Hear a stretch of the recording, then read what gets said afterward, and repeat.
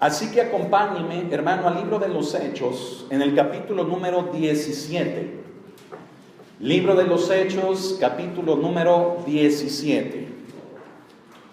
Cuando esté ahí, amén, gloria a Dios, diga amén, aleluya. Recuerde, hermano, traer su Biblia, es importante. La lectura de la palabra de Dios, amén. En el libro de los Hechos, hermano, en el capítulo número 17, tenemos como título el alboroto, ¿en dónde? En Tesalónica. Fíjese bien, Tesalónica, hermano, es, o era, mejor dicho, una ciudad grande, una ciudad importante. Pero esta ciudad tenía una característica. La gente de la ciudad no era, hermanos, apacible. La gente de la ciudad no era o no tenía un espíritu de mansedumbre. Por el contrario, hermano, la ciudad, la gente que componía la ciudad, tenía un espíritu, hermano, aguerrido, un espíritu de altercar, un espíritu, hermano, de investigar, de averiguar, pero no en un sentido sano, sino en un sentido de contienda. Y es por ello que al leer, hermanos, los versos que tenemos en este capítulo, en el 17, desde el 1, nos vamos a dar cuenta que cuando el apóstol Pablo, con los compañeros que estaban con él durante este viaje misionero, vemos cómo, hermanos, se entregan a la predicación de la palabra, pero hubo oposición porque el corazón de la gente en Tesalónica, principalmente de los judíos que habitaban en este lugar, era como lo acabamos de describir, era un corazón duro. Pero le digo algo, eso no impidió, hermano, que la palabra de Dios tanto se sembrara en ese lugar como comenzara a dar fruto. Así que, hermano, yo le quiero decir una cosa. Ante la dureza de corazón de alguien, hay esperanza de que la palabra de Dios pueda crecer y dar fruto. Amén. ¿Qué es lo único que necesitamos? ¿Sabe qué es lo único que necesitamos? Perseverar.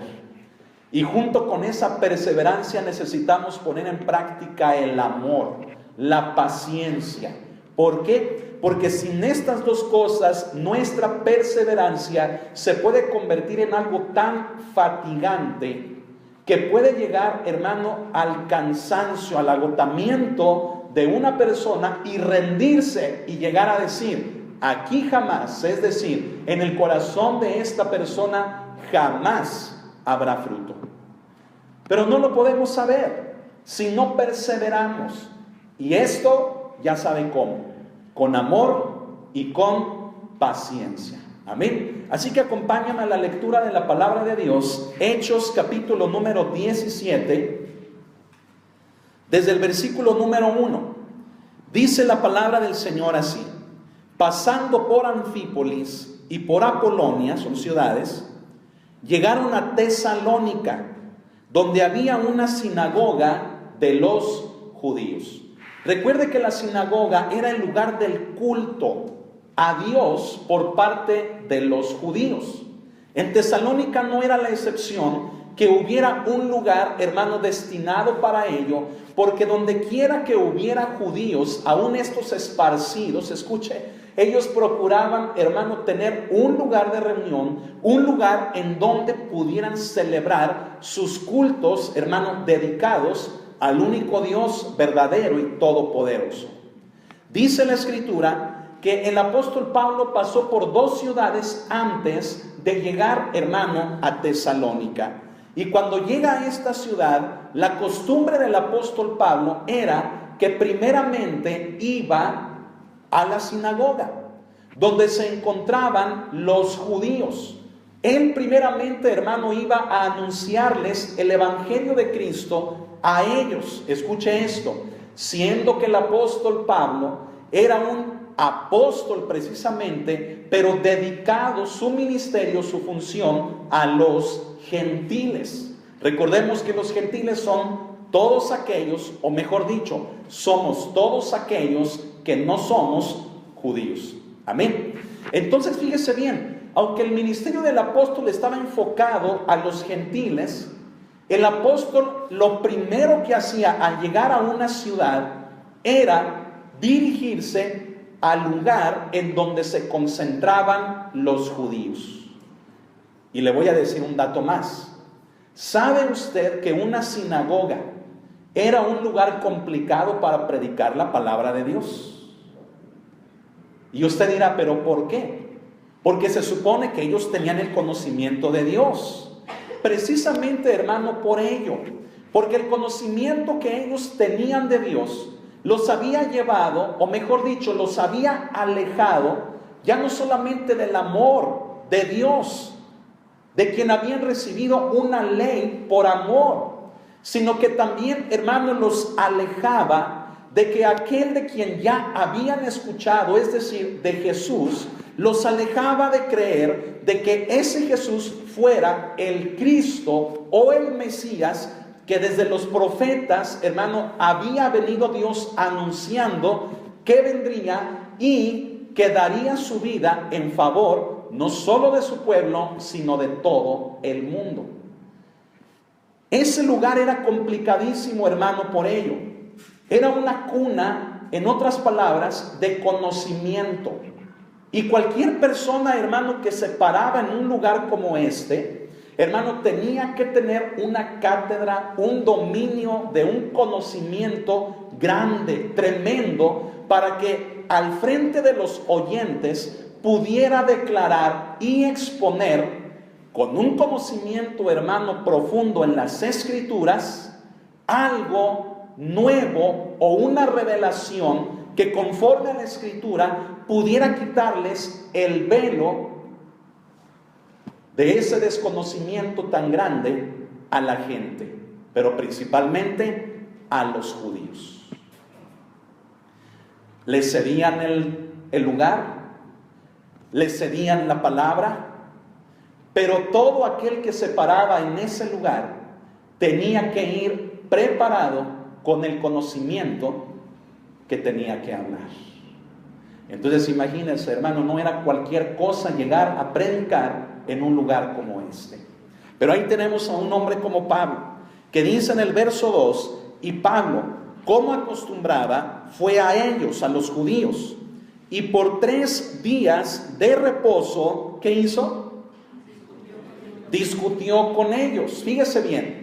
Primero dice la costumbre que explicamos hace un momento. Pablo, antes que nada, primero iba a los judíos, a la sinagoga. Pero también nos menciona, hermano, que por 3 días de reposo les estuvo compartiendo el conocimiento de las Escrituras. 3 días de reposo, hermano, nos habla de que eran, hermano, 3 sábados, por así llamarlo. Sabemos que el día de reposo, hermano, para los judíos comienza lo que para nosotros es el viernes a las 6 de la tarde. Para ellos comienza desde ese momento el día sábado y termina el día sábado a las 6 de la tarde. Y tenemos a un hombre como Pablo, hermano, que durante 3 días de reposo, escúchalo bien, durante 3 semanas, estuvo, hermano, discutiendo con los judíos. Y es la tercera cosa que el versículo nos menciona. Discutió, hermano, con los judíos. Y yo le quiero preguntar una cosa. ¿Usted cree que el temperamento o el carácter del apóstol Pablo lo llevaba a predicar la palabra de Dios de una manera tan agresiva que creaba discusión? Quiero decirle, hermano, que no. El apóstol Pablo, hermano, era un hombre dirigido por el Espíritu de Dios. Él no dejaría, hermano, que el evangelio en el que él había creído y habiendo sido comprobado por las Escrituras fuera pisoteado. No lo permitiría. Pero ello no implicaba que él utilizara, hermano, de rudeza o de falta de amor para que eso lo llevara, hermano, a discutir. Sin embargo, está la contraparte. La contraparte está, hermano, en los judíos. Los hombres, hermano, judíos, con ese conocimiento, hermano, con ese envanecimiento de ser, hermano, los que habían recibido la ley, quiero decirle que se jactaban de ser los únicos hombres que podían tener ese derecho de interpretar las escrituras. Por lo tanto, a cualquier otro hermano lo veían que no sabía. Entonces imagínese a un hombre como Pablo, que la palabra de Dios, hermano, también nos lo describe, hermano, que él fue, hermano, fariseo de fariseos, que él era un conocedor de la ley profundamente, que él era irreprensible en cuanto a la ley, hermano, parado en un lugar predicando la palabra ante hombres cuyo corazón, hermano, era duro, porque eran ellos ante su vista los únicos que podían interpretar las escrituras. Y entonces se da cuenta de la discusión.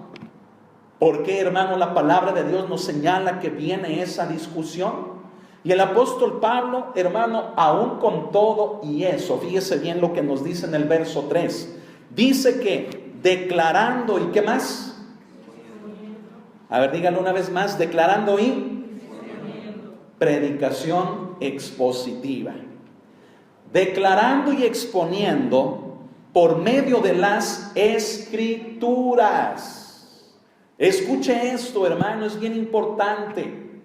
El apóstol Pablo no agarraba un versículo nada más de las escrituras, no agarraba, hermano, un solo pasaje para compartir ese conocimiento acerca de quién fue Jesús, sino que desde la ley, desde el libro del Génesis, el apóstol Pablo, en un recorrido por todo el Antiguo Testamento, por todas las escrituras, por toda la ley y por los profetas, les declaraba y les exponía que Jesús era el Cristo, como lo vamos a leer. ¿Qué quiere decir?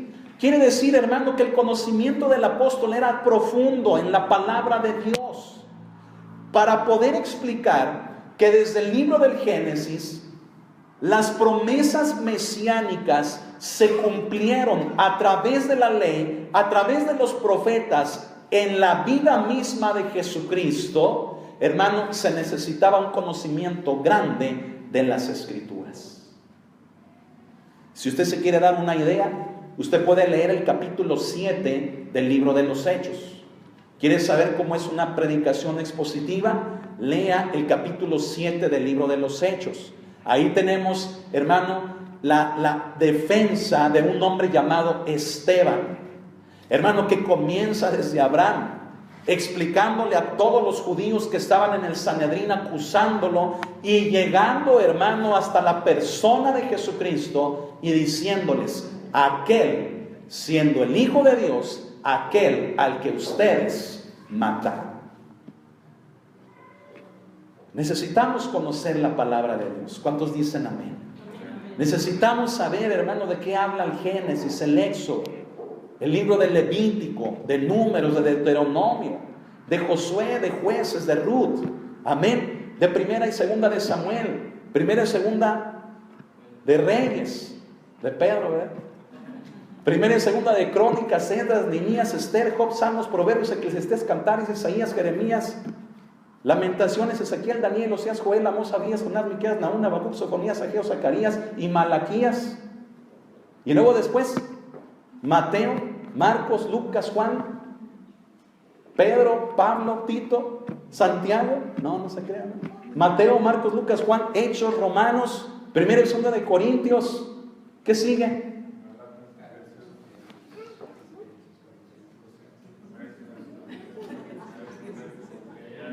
Tenemos que conocer la palabra. Amén. Amén. Fíjese bien. Y tenemos a un hombre que dice que declaró y expuso por medio de las escrituras, dice que era necesario, el verso 3, que el Cristo padeciese y resucitase de los muertos, y que Jesús, a quien yo os anuncio, decía él, es ¿quién?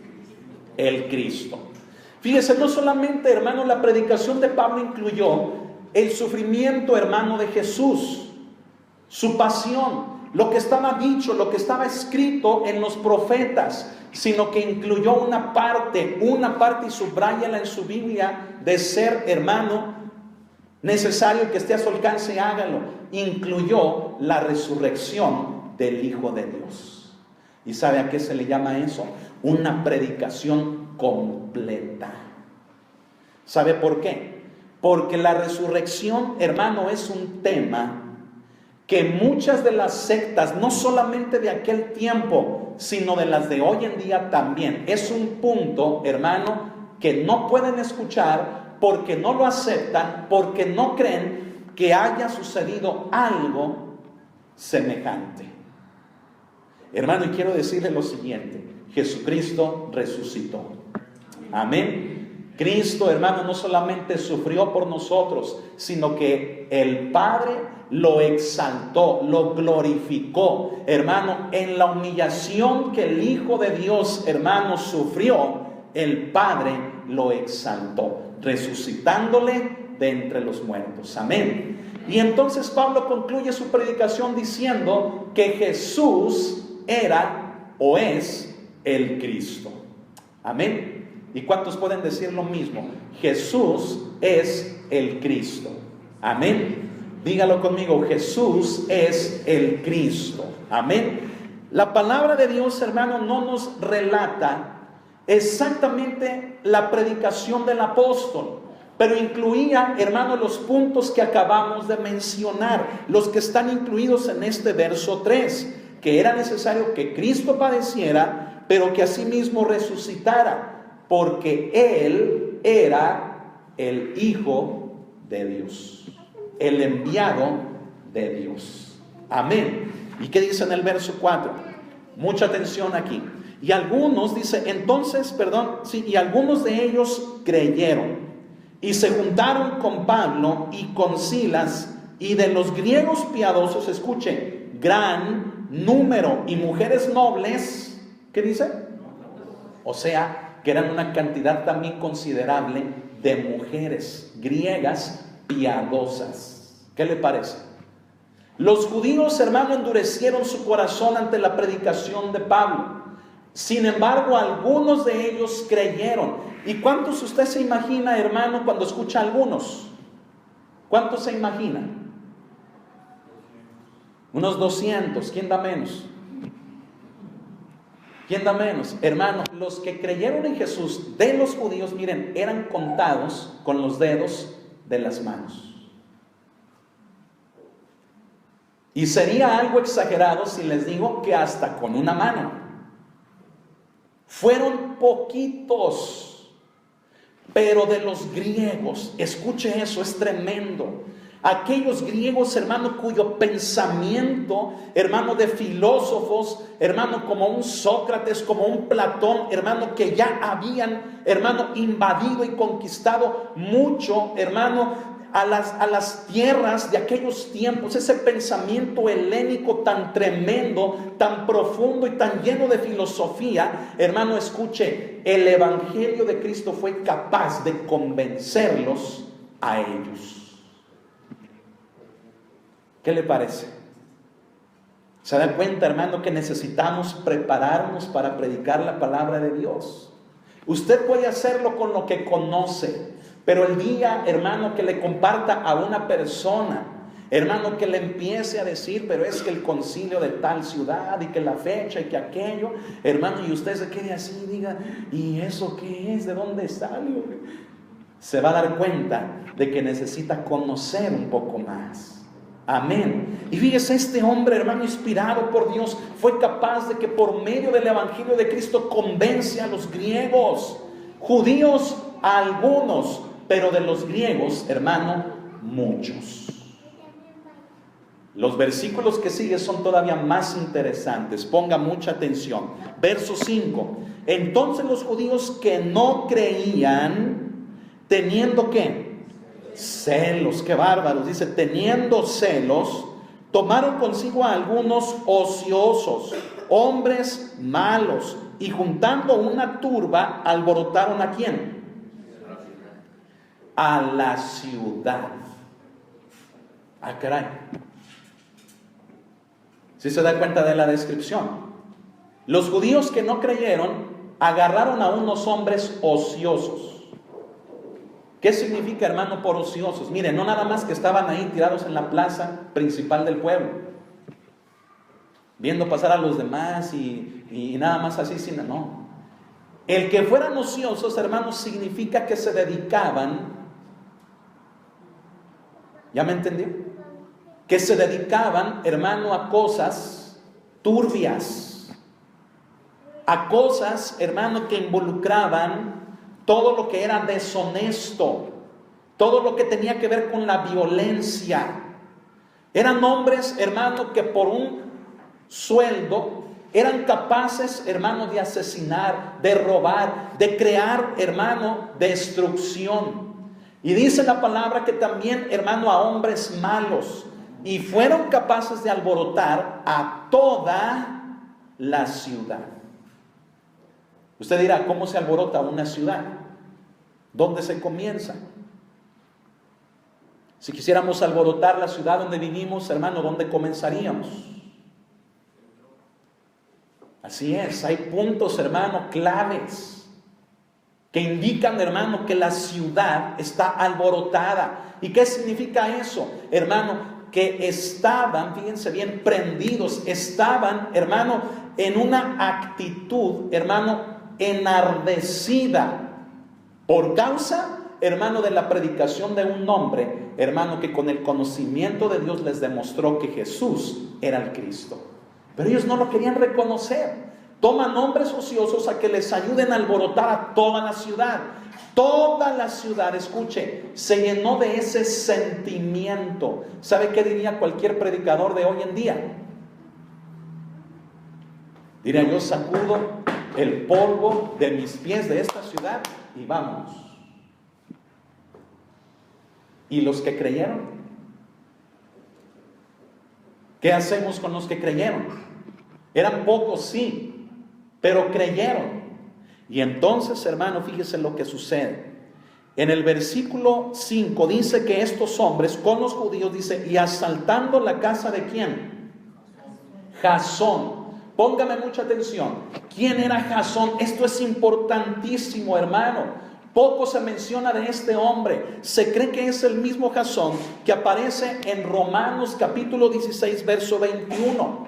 Jasón. Hermano, es tremendo, hermano, quién era Jasón. Póngame mucha atención, se lo voy a decir con mucha claridad. ¿Sabe quién era Jasón? Jasón, hermano, era un cristiano común. ¿Y eso qué, verdad? ¿Quién era Jasón? Jasón, hermano, era un creyente, un cristiano común, escuche esto, de la ciudad, que creyó a la predicación del apóstol. Este hombre, hermano, fíjese bien, escúchelo, fue capaz no solamente de recibir el evangelio, sino de identificar que el apóstol Pablo era un enviado de Dios, de Jesucristo. ¿Y sabe qué hizo Jasón? Lo hospedó, lo recibió en su casa. ¿Sabe lo peligroso que fue eso? Imagínense, la ciudad estaba alborotada. Y este hombre de la ciudad, al creer en el evangelio, se lleva a Pablo, hermano, a su casa. ¿Sabe a qué se expuso? Se expuso, hermano, a lo siguiente. Escuche esto. Dice, y asaltando la casa de Jasón, procuraban sacarlos al pueblo. ¿A quiénes querían sacar al pueblo? A Pablo, a Silas y a todos los que estuvieran allí. ¿Por qué? Porque al recibirlos en la casa, los judíos sabían que eran cómplices de ellos, que habían creído lo mismo. Pero escuche esto, hermano. El propósito de sacarlos al pueblo no era para darles el abrazo de fin de año o de año nuevo. El propósito de sacarlos al pueblo, hermano, era literalmente matarlos. Lo que hoy conocemos con una palabra, hermano, que es linchar. Imagínese la turba. Entre la turba de la gente gente, hermano, dedicada a la maldad, a ser, hermano, homicidas, asaltantes, hombres ociosos. Imagínense lo que harían con el apóstol Pablo, con Silas y con todos, hermanos, los que estuvieran allí. ¿Por qué fueron a la casa de Jasón? Ya se lo dije. Jasón, siendo un cristiano común y corriente, le ofreció su casa al apóstol Pablo. Cuando usted y yo leemos el relato, pareciera, hermano, que todo ocurrió como en una tarde, ¿verdad? Como en una noche. Pero se acuerda, hermano, que el apóstol Pablo por 3 días de reposo, por 3 semanas, estuvo predicando la palabra de Dios. ¿Dónde se quedaba el apóstol? ¿Dónde vivió? ¿Dónde, hermano, se hospedó? ¿Sabe dónde? En la casa de Jasón. Y dice en el versículo número 6, pero no hallándolos. ¿A quiénes no hallaron? A Pablo y a Silas, no los hallaron. Y dice, trajeron a Jasón y algunos hermanos ante las autoridades de la ciudad. ¿A quiénes se hallaron? A Jasón y a otros hermanos. Y los llevaron, hermano, ante las autoridades de la ciudad. Pero, hermano, recuerde, usted se imagina que los llevaron así, los agarraron del brazo, ¿verdad? Y les dijeron, vamos allá con las autoridades. Uy, nos vamos a pasear ahí por el centro. No, hermano, era una turba violenta. Se abalanzaron sobre Jasón y algunos hermanos, jaloneándolos, estrujándolos, violentándolos, hermano, y los llevaron ante las autoridades. Y fíjese bien, gritando decían, estos que trastornan el mundo entero también han venido acá. ¿A dónde? A Tesalónica. ¿Me está siguiendo? Amén. Gloria a Dios. Fíjese, estos que trastornan al mundo entero, hermano, ya era conocido la obra de la fe de los hombres que habían creído al evangelio de Cristo. ¿Cuál era la obra de su fe? Hermano, que trastornaban al mundo entero. Amén. Entonces dan testimonio de lo mismo. Dice, no habían llegado aquí, no los queremos aquí, pero ya están aquí. Y aquí les traemos a algunos, no estamos de acuerdo con ellos. Y dice en el verso 7, a los cuales Jasón dice, ha recibido. Y todos estos contravienen los decretos de César. Fíjese en los judíos. Qué tremendo. Recuerde que los judíos en ese tiempo estaban gobernados por el Imperio Romano. La máxima autoridad del Imperio Romano era el César. Amén. Entonces fíjese, al decir, hermano, que estaban los decretos, lo que ellos predicaban, los cristianos, contravenía a los decretos del César, era literalmente decir que estaban en contra del gobierno romano. ¿Sabe cómo se consideraba eso? Un delito. Un delito. Y sabe que el Imperio Romano era de los imperios más fieros para castigar ese tipo de delitos. Los castigaban con la muerte, los castigaban de maneras tortuosas, terribles.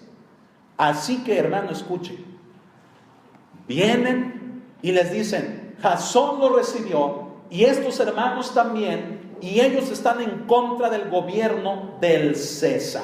¿Por qué? Porque explican, dicen que hay otro rey y ese rey se llama Jesús.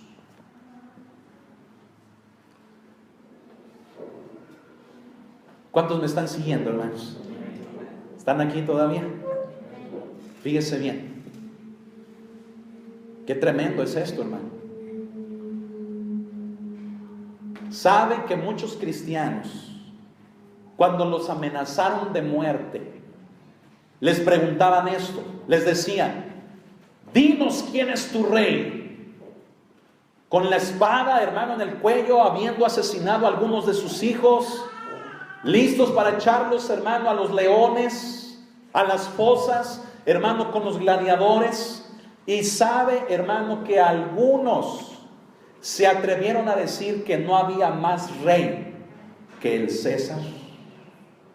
Negaron algunos, hermano, la fe. declarando que no había más rey que el César. Hermano, ahí tenemos una situación difícil. Asaltaron la casa de Jasón. ¿Qué significa eso? La abrieron, entraron, la destruyeron, los tomaron por la fuerza, los ultrajaron, los golpearon, los llevaron ante las autoridades, fíjese bien, difamaron, les dieron, hermano, un falso testimonio de ellos diciendo que no había otro rey más que Jesús. ¿Y qué hubieras hecho, hermano, tú en esa posición? ¿Qué hubieras hecho, hermano, tú? ¿Qué hubieras declarado? ¿Qué hubiera salido de tu boca ante el miedo, ante la amenaza? Hermano, seguramente, escucha esto, seguramente, hermano, Jasón y los hermanos que estaban allí dijeron, claro, no hay ningún otro rey más que Jesús. Porque dice en el versículo, hermano, siguiente, en el 8, dice que y alborotaron al pueblo y a las autoridades de la ciudad oyendo estas cosas. Pero en el 9 dice, pero obtenida fianza de Jasón y de los demás, ¿qué pasó? Los soltaron. Los soltaron. Pagaron la fianza. ¿Quién pagó la fianza? Los hermanos. Eran pocos. Seguramente, hermanos, se cree que la fianza, hermano, fue pagada por parte de los familiares, no solamente de Jasón. Pero escuche esto, escuche, este es el punto, hermano, del por qué, hermano, los soltaron. Las autoridades romanas, hermano, ya estaban cansados de los alborotos de los judíos. La persecución, hermano, se había comenzado. Pero los judíos venían y traían asuntos ante ellos, ante las autoridades romanas, que ellos, hermano, decían, es que no es cierto. No hay otro rey que el César. Y estos, aunque digan semejante cosa, conociéndolos a ustedes, que son duros, que son pleitistas, que son conflictivos, están difamando a estos. Y escuche esto. Creyeron al testimonio de Jasón y de los hermanos y por ello les fijaron en lugar de la muerte fianza, que una vez que fue cubierta los dejaron en libertad. Oh, pero también quiero que usted escuche esto. Hubo gobernantes en los romanos, hermano, que no tan fácilmente dejaban ir a las personas. Hubo gobernantes tan celosos que aún por una difamación tal proveniente de judíos, llevaron a cabo las peores persecuciones a los cristianos. ¿Sabe quién se movió aquí para que los dejaran en libertad? Dios. ¿Sabe por qué? Porque Dios tenía un propósito en Tesalónica. Y usted dirá, ¿cuál propósito? ¿Que no es el mismo que el de las demás iglesias? Le voy a adelantar algo. ¿Sabe que uno de los propósitos que Dios tenía con la iglesia de Tesalónica, hermano, era hablarle a esta iglesia y a partir de esta iglesia a las demás de una de las más grandes promesas que la iglesia gentil espera de Dios? ¿Sabe cuál? Ya la mencioné al inicio del servicio. El arrebatamiento de la iglesia. Póngase a pensar, bueno, si la iglesia no se forma en Tesalónica, podríamos decir, bueno, seguramente Pablo le hubiera hablado esto a los filipenses o a los colosenses. Pero Dios tenía un propósito en Tesalónica. No quiero, hermanos, que ignoréis acerca de los que duermen. Y comienza el apóstol Pablo a declarar ese acontecimiento, hermano, cuya importancia ha trascendido tanto que hoy en día es puesta en tela de duda, no solamente por judíos, sino hasta por mismos cristianos. El arrebatamiento.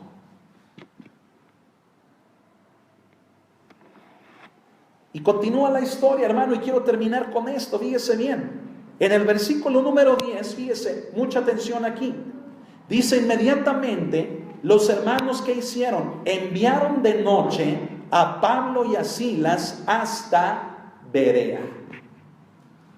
¿Qué pasó? Después de todo el alboroto, después de todo lo que sucedió, después de que Jasón y los hermanos fueron llevados y fueron libertados, escuchen, al ver, hermanos, la situación tan difícil, ¿qué hicieron los hermanos?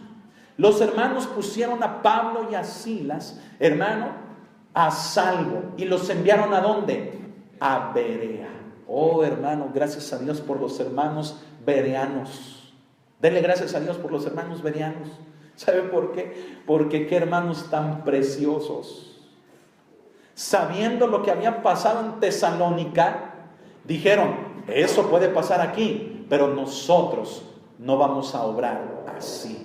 Al escuchar el evangelio, lo recibieron con mansedumbre, con disposición de corazón, amaron la palabra, amaron a Cristo, amaron a un hombre como Pablo y a Silas, hermano, y les dieron, hermano, asilo en su ciudad, como no lo pudieron hacer en Tesalónica. ¿Y sabe qué significaba eso para un hombre como Pablo? Hermano, era motivo de darle gracias a Dios, porque tras dejar una ciudad que se alborotó, que toda la ciudad venía tras ellos para matarlos, el estar en un lugar como Berea, hermano, era motivo de darle gracias a Dios. Pero ¿sabe algo? Hermano, ni Pablo ni Silas en ningún momento dudaron de predicar el evangelio en un lugar en donde su vida fue puesta, hermanos, al borde de la muerte. ¿Está Dios hablándole a su corazón? ¿Cuántas veces nos hemos callado, hermano, de hablar el evangelio? Por los peligros que vemos. Quiero decirle una cosa, hermano. Nada debe de frenar el anunciamiento de las buenas nuevas de Dios para toda la gente. Nada. ¿Sabe qué hace Dios de lo demás? De eso Dios se encarga. Amén. Usted encárguese de lo de Dios y Dios se encarga de lo demás. Amén. Entonces lea conmigo nuevamente el verso 10. Inmediatamente los hermanos enviaron de noche a Pablo y a Silas hasta Berea, y ellos, habiendo llegado, entraron ¿en dónde? Porque era la costumbre de Pablo, ¿se acuerda? Aunque eran los gentiles su ministerio, pero él decía: soy judío, tengo que anunciarles primero a ellos. Si creen, gloria a Dios; si no creen, vámonos a los gentiles. Entonces, como era la costumbre, fue a los judíos. Y en el 11, y estos eran ¿cómo? Oh, gloria a Dios, hermano. Estos eran más nobles que los que estaban en Tesalónica, pues recibieron la palabra con toda solicitud, escudriñando ¿cada cuándo? Cada domingo. ¿Sí? Perdón, cada día de reposo. ¿Sí? No, dice cada día. Oh, gloria al Señor. Cada día las escrituras para ver si estas cosas eran así. ¿Cómo recibieron la palabra? Con mansedumbre. ¿Cómo es una actitud de mansedumbre?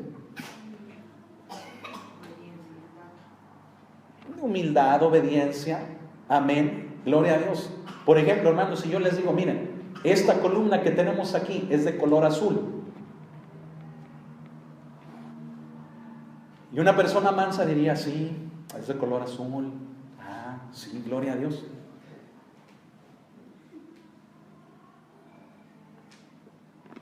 No porque el apóstol Pablo les enseñara una mentira, sino que ante lo que él les enseñaba, escuchen, ellos lo recibieron con solicitud. Querían conocer. Y por eso, cada día con el apóstol abrían la ley. Génesis, Éxodo, Levítico, Números y Deuteronomio. Abrían la ley y las escrituras, los profetas, Ezequiel, Daniel, Oseas, Joel, Amós, Abdías, Jonás, Jeremías, se me pasó. todos los profetas para comprobar que ¿qué? Que Jesús era ¿quién? El Cristo, el Mesías. Y ahí estaban estudiando y descubrían y se gozaban y alababan a Dios. Y cómo se sentía Pablo, gozoso de que en Berea hubiera disposición para la palabra. Pero ya se fijó en algo, que en el Nuevo Testamento no hay una carta dedicada a la iglesia que está en Berea, a los bereanos. Y usted dirá, pero ¿por qué? ¿Por qué no le escribió Pablo una carta a estos hermanos? ¿Por qué se le escribió a Tesalónica, que eran duros? ¿Por qué se le escribió a otras iglesias que no tenían la misma solicitud o mansedumbre de recibir la palabra como los bereanos? ¿Sabe por qué? Porque donde hay mansedumbre, hermano, hay obediencia. ¿Y sabe qué necesitaban los bereanos? Únicamente que después de que Pablo le escribía, por ejemplo, a Tesalónica, la carta la compartieran en Berea, fuera leída, y los bereanos no tenían ningún problema en obedecer la palabra de Dios. Puede ser un motivo por el cual, hermano, Pablo no escribió a los bereanos. Eran mansos para obedecer. Hermano, yo le quiero decir una cosa: si usted y yo quitamos la dureza de nuestra vida y la convertimos en mansedumbre, oiga esto, lo único que necesitamos, hermano, es que con lo que tenemos escrito, lo único que necesitamos es obedecer. ¿Cuántos dicen amén? Y no necesitamos más. No necesitamos, hermano, más, solamente obedecer lo que hemos creído. Amén. Así eran los bereanos. Eran más nobles que los que estaban en Tesalónica. Amén. Bueno, ¿me sigue siguiendo? Amén. ¿Sigue conmigo todavía? Bueno, pasemos a Primera de Tesalonicenses. Esta fue la introducción. Amén. Gloria a Dios. Primera de Tesalonicenses. ¿Dónde está Primera de Tesalonicenses? Gálatas, Efesios, Filipenses, Colosenses, y luego después sigue Primera de Tesalonicenses. Después de Colosenses, amén, y antes de Timoteo. Pablo les escribió, fíjese bien, hasta 2 cartas a los tesalonicenses. En la primera de estas, hermano, es donde el apóstol habla, hermano, acerca del arrebatamiento. Pero no es el tema que vamos a abordar en esta ocasión, sino los primeros versículos. 3 cosas con las que voy a concluir esta primera predicación, hermano, del que debemos de incluir para este año, hermano, que estamos comenzando. ¿Y saben a quién tomamos como ejemplo? A los tesalonicenses, que ya vimos cómo eran, pero aún así recibieron la palabra. ¿Y qué pasó a consecuencia de eso? Comenzarían a dar fruto. Primera de Tesalonicenses capítulo 1, versículo número 2. 2 en adelante. ¿Está ahí? Gloria al Señor. Mire, vamos a leer desde el 1, desde el saludo. Dice: Pablo, Silvano y Timoteo, a la iglesia de los tesalonicenses, en Dios Padre y el Señor Jesucristo, gracia y paz sean a vosotros, de Dios nuestro Padre y del Señor Jesucristo. Verso 2. Fíjese cómo empieza Pablo. Damos siempre gracias a Dios por todos vosotros, haciendo memoria de vosotros en nuestras oraciones. Hermano, ¿cómo no acordarse de Tesalónica? ¿No le parece? O sea, ¿cómo olvidar, hermano, lo que sucedió allá? Y por eso el apóstol, ¿verdad?, comienza diciéndoles: damos gracias a Dios por todos vosotros, haciendo memoria. Me acuerdo que me querían matar en Tesalónica. ¿Cómo olvidar, verdad, esas malas experiencias? Pero recuerde, a pesar de la mala experiencia, hubo fruto. Amén. Hubo fruto. Yo le quiero decir una cosa: no se desanime de trabajar, no se desanime de predicar del Evangelio. Aunque usted le hable a una persona que sea dura, que sea renuente, a una persona que usted vea que no recibe, no pierda la fe, no pierda el ánimo, persevere en amor y en paciencia, porque la palabra de Dios tiene la promesa de que jamás volverá vacía. Amén. Entonces usted va a poder orar como Pablo. Va a poder orar, y del primero que se va a acordar es de aquel durote, ¿verdad? Es de aquella rebeldota que cómo le ha hecho batallar, ¿verdad?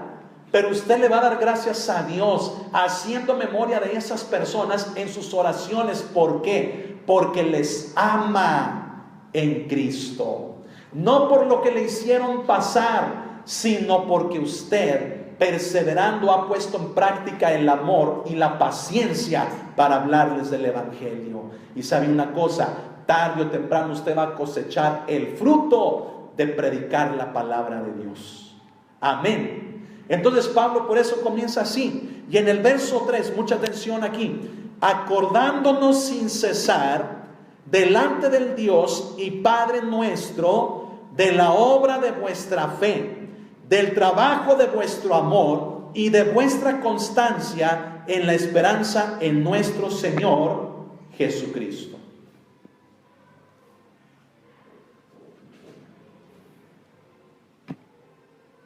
Qué hermoso es eso, hermano. En un lugar duro, hostil, en un lugar renuente a la palabra, hubo fruto por el amor y la paciencia de un hombre. El fruto vino como consecuencia de todo ello, del Evangelio, de predicar el Evangelio de una manera apasionada, amando lo que Dios ama, la obra, a la gente, a las personas. Viene el fruto, y ¿sabe cuál es ese fruto? El fruto, hermano, está en 3 características que nos muestra este versículo número 3, y que yo le quiero invitar a que usted tenga durante el recorrido de este año 2020. 3 cosas. Número 1, dice: la obra de vuestra fe. Subráyela, es la número 1.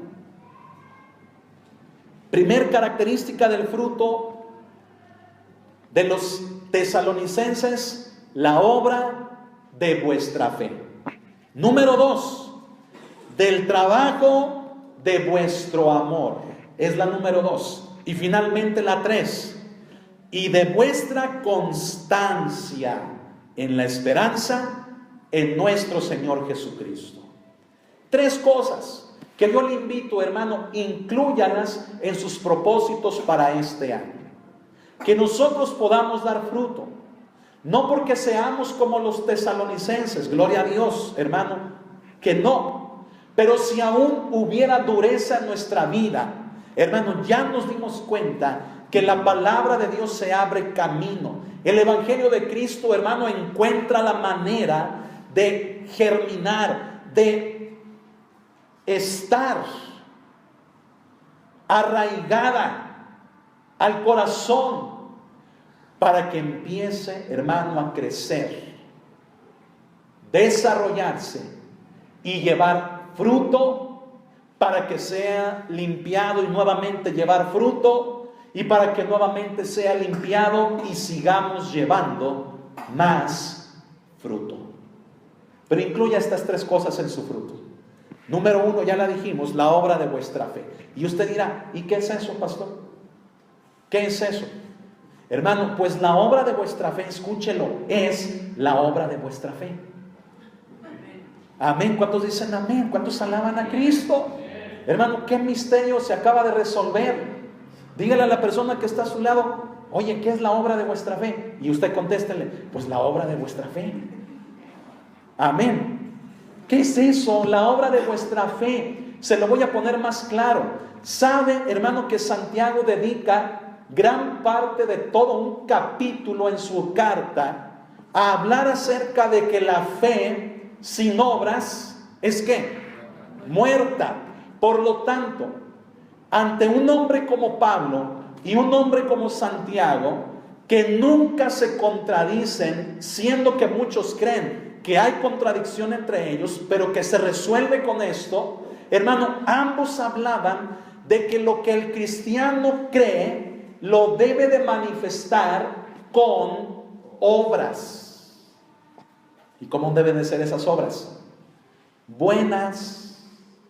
Sería ilógico que las obras que haga un cristiano poniendo su fe en Jesucristo sean malas, pero sabe que sucede, sabe que eso se da. Pero la palabra de Dios nos dice, hermano, que los tesalonicenses, a pesar de lo que haya sucedido, tenían, hermano, obras en lo que habían creído. Y usted dirá, ¿y eso qué? Oh, hermano, se lo voy a explicar. Sabe que para que una persona de lo que cree lo manifieste por obras, indica que es una persona que ha crecido, indica que es una persona que está madurando en el conocimiento de Dios. ¿Cuántos pueden decir amén? Hermano, entonces escuche esto. En otras palabras, la obra de vuestra fe significa que el creyente, hermano, debe de manifestar de una manera correcta con lo que hace, lo que ha creído. Amén. Entonces, hermano, ¿cómo está tu testimonio? ¿Cómo está, hermano, tu vida delante de Dios? ¿Cómo está, hermano, tu conducta? Lo que sale de tu boca, lo que piensas, lo que haces, lo que manifiestas a otros. Todo lo que sale de tu boca, de tu mente, con tus actos, debe de reflejar la fe en que has creído. Alguien diga, por favor, ay, ay, ay. Gloria a Dios. ¿Por qué un ay, ay, ay a eso? ¿Sabe por qué?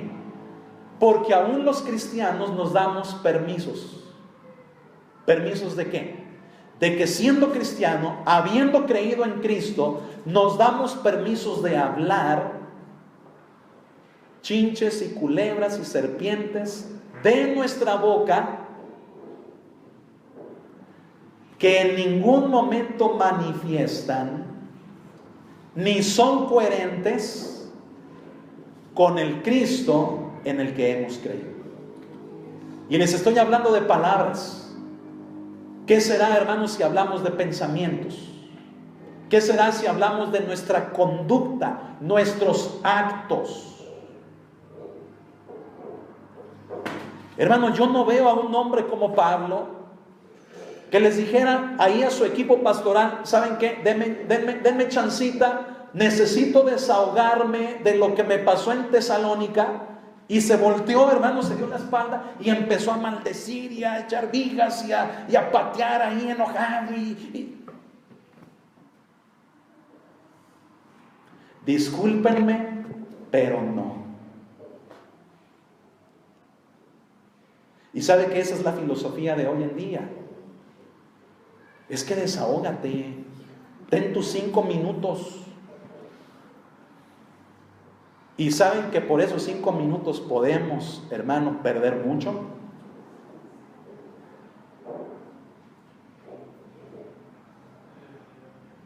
Es que soy un ser humano que siente, que se duele por lo que... Pues llévalo a Cristo. A ver, dile a la persona que está a tu lado, dile, llévalo a Cristo. No dice el apóstol Pablo, dice, echando toda vuestra ansiedad sobre Él. Perdón, ¿sí dije Pablo? Perdón, ¿qué dije? Pedro, ¿no? Pedro. Echando toda vuestra ansiedad sobre Él. Ahí desahógate en Cristo. Porque la obra de vuestra fe, escucha, tiene que hablar de lo que has creído. Estés en tu familia, estés en tu trabajo, estés en la calle, estés en la iglesia, estés donde estés, La fe en la que has creído no es algo que abandonas para tú tener un comportamiento diferente a eso que has creído. No, es un error. La obra de vuestra fe tiene que ser coherente con la fe que tú has creído. Por lo tanto, tu hablar, tu pensar, tu conducta debe de ser alineada a tu fe. Amén. Y número 2, fíjense, les estoy explicando así rápidamente, del trabajo de vuestro amor.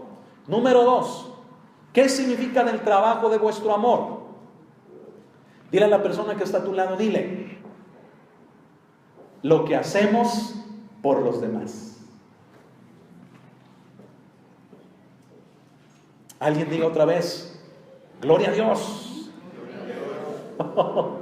¿Por qué, hermano? Ahí omitimos el ayayay. Amén. ¿Por qué? Porque tú, escucha, el trabajo de tu amor, hermano, debe, hermano, de llevarte a preocuparte, a hacer algo por los que te rodean. Ahí se ve manifestado el verdadero amor. Cuando sales de ti, cuando dejas tu comodidad, cuando dejas de pensar en ti y pones en práctica el amor, extiendes, hermano, tus límites hacia los demás, incluyes a otros en tu vida, de manera que preocupándote por ellos, eres capaz de actuar en favor de ellos. ¿Cuántos pueden decir amén? Entonces, el trabajo de vuestro amor, hermano, es lo que tú puedas ser capaz de hacer por otros. ¿Qué serías capaz de hacer por otros? ¿Dejarías de comer? ¿Te quitarías el abrigo? No, ahorita hace mucho frío, ¿verdad? Al contrario, hermano, quítate el tuyo y préstamelo. Gloria a Dios.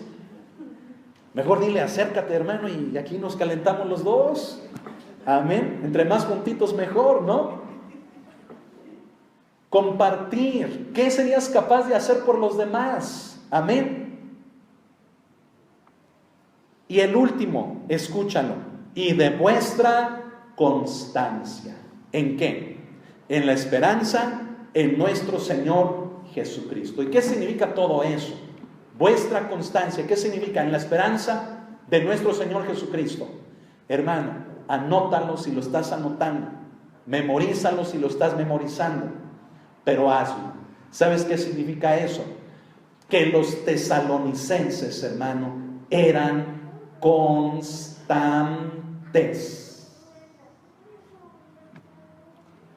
¿Eran cómo? No eran cadochos. Ay, ay, ay. No eran de cada semana. No eran de cada mes. No eran de cuando tenían ganas. Eran constantes. ¿Y qué significa constantes, hermano Enrique? Siempre. Siempre. Así es.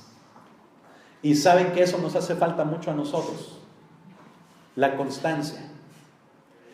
Ya no digamos, gloria a Dios, ya no digamos, hermano, en el hecho de ir a la iglesia, asistir a las reuniones, que son de bendición todas. ¿Cuántos dicen amén? Digamos ya en el hecho, hermano, de que en casa tú abras la Biblia y digas, a ver, ¿dónde voy a comenzar a leer? Pero es que no entiendo y me duermo y es que empiezo a pensar en...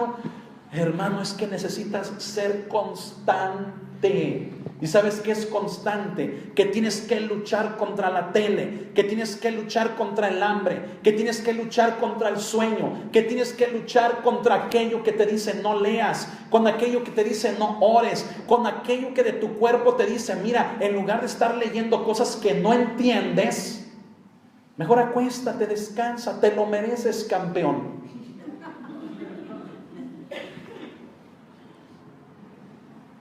Constancia se requiere. Tú lees y dices, ¿qué entendí? Pues nada más entendí nada. Pero esfuérzate y vuelve a leer o sigue leyendo o haz una pausa y di: Espíritu Santo, ayúdame a entender. Amén. Pero necesitas ser constante. Amén. Ahí en tu casa, hermano, por muy cómodo que esté tu sillón y te tiente, hermano, a una siesta, mira, levántate y lee parado la palabra de Dios.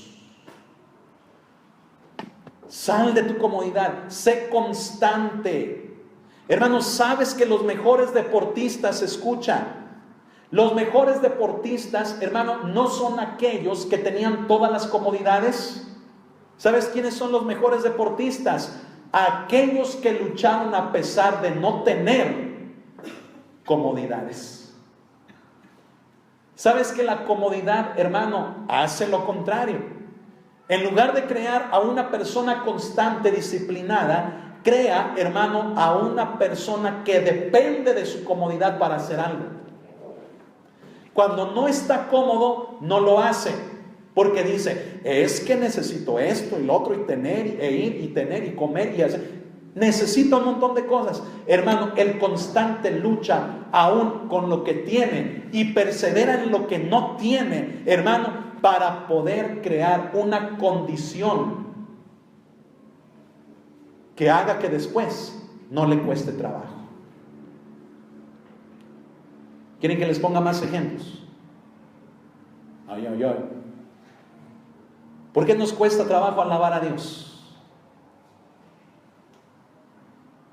Ay, ojalá ya se acabe el tiempo de la alabanza. Ay, tengo que estar parado. Ay, ahorita con el frío me arden las manos y aplaudo. Mejor ya no le seguimos, ¿eh? Ya entendimos, ¿verdad?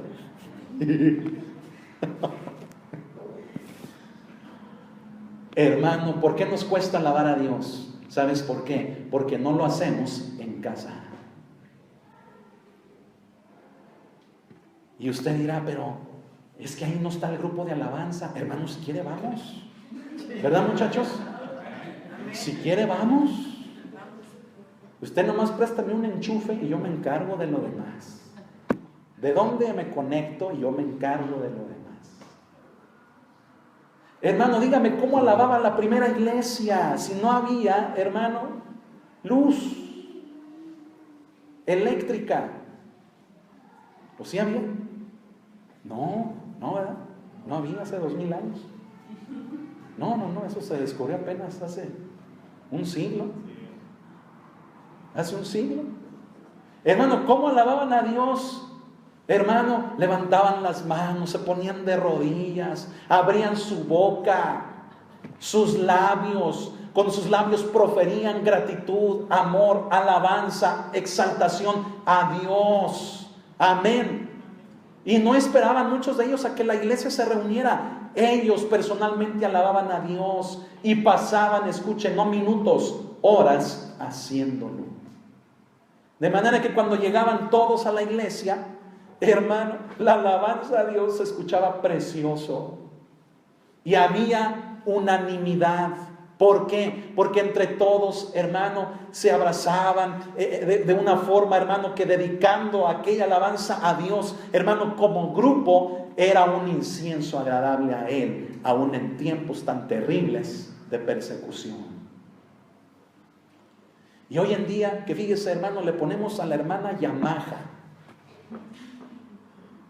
¿verdad?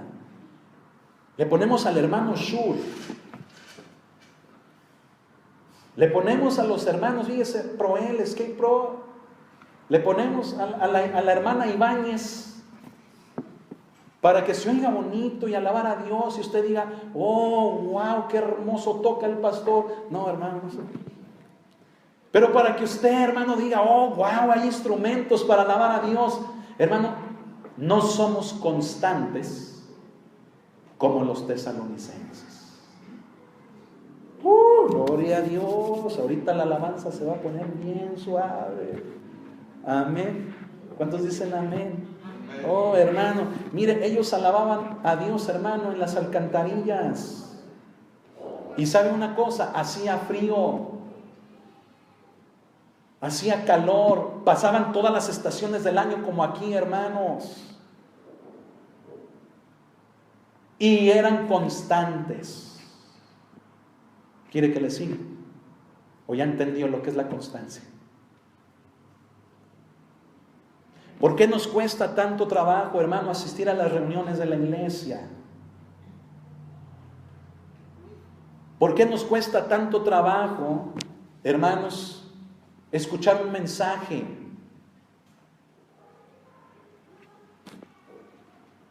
¿Cuánto tiempo pasa usted trabajando, viendo televisión? ¿Cuánto tiempo pasamos dedicando nuestra vida, hermano, al descanso? Y no podemos pasar, hermano, 1 hora escuchando la palabra de Dios, porque nos aburre, nos cansa, nos duerme. Venimos agotados del trabajo, venimos extenuados de la familia, de las celebraciones.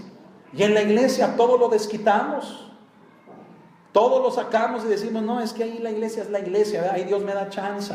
Hermano, yo les quiero decir que no. La iglesia debe de ser un lugar de respeto. Un lugar, hermano, en el que venimos a honrar a Dios.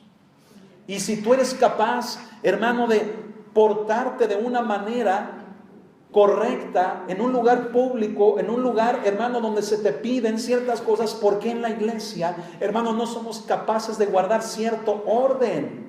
¿Saben por qué? Porque no somos constantes. Somos indisciplinados. La disciplina no nos gusta. Hoy en día abunda el pensamiento de que, y nadie me diga lo que yo tengo que hacer. Ni Dios, tampoco a Dios. Hermanos, tenemos que reaccionar. ¿Cuántos dicen amén? Gloria a Dios. Hermano, tenemos que ser constantes. Escuchen, tenemos que ser esforzados. Amén. Tenemos que dar un plus, un extra, algo más. Amén. ¿Por qué? Porque venimos a una reunión en donde cuando estamos juntos, la presencia de Dios está ahí. Y la presencia de Dios, ¿qué merece? Lo mejor. Entre ello el respeto, entre ello el orden, entre ello la disciplina, entre ello el que yo le cante, yo le alabe, yo le aplauda, aunque me duelan los tobillos, las manos, aunque ande malo de la garganta, aunque ya quiera que se acabe. Hermano, caray, ya nos pasamos. Hermano, pero sé constante. Amén. Quiero terminar con eso. Incluye en tus propósitos para este año ¿qué? El que tu vida refleje lo que crees, lo que eres. Número 1. Número 2. Incluye para este año el hacer algo para los demás. Interesarte en amor por otros. Amén. Y número 3. Incluye en este año el ser constante. Amén. Que el 2020, hermano, sea el año en el que la iglesia esté más llenita. ¿Qué les parece? Y lo hablo en general. Sabe que hoy en día, hermano, las iglesias estamos sufriendo por eso, por la inasistencia. Que el frío, que la lluvia, que el coche, que el camión, hermanos, nada. Amén. Mire, no le hace que llegue arrastrándose a la iglesia, pero llegue. Amén. Ahí se le va a quitar, ahí va a salir bien derechito. Amén. Porque ¿quién está cuando usted se reúne? Dios. Amén. Es un paréntesis. Amén. Eso que acabamos de mencionar. Pónganse de pie. Pónganse de pie. Vamos a darle gracias a Dios. Gracias al Señor. Amén. ¿Quiere incluir estas 3 cosas, hermanos, su lista de deseos para este año? ¿Le gustaría? Sea constante. Amén. Persevere. No diga no puedo. No diga es que no entiendo. No diga es que ¿para qué lo hago? hermano, la constancia lucha contra todo eso. Y usted no va a experimentar, escuche, usted no puede llegar a experimentar lo que Dios tiene para usted si usted no se atreve a ser constante. Amén. Luche, amén, luche, ame lo que Dios ama. Cierren sus ojos, vamos a orar. Bendito Señor, gracias te damos en esta mañana, tarde ya, Señor, por esta enseñanza. Te pedimos, Dios bendito, que la podamos aplicar, vivir.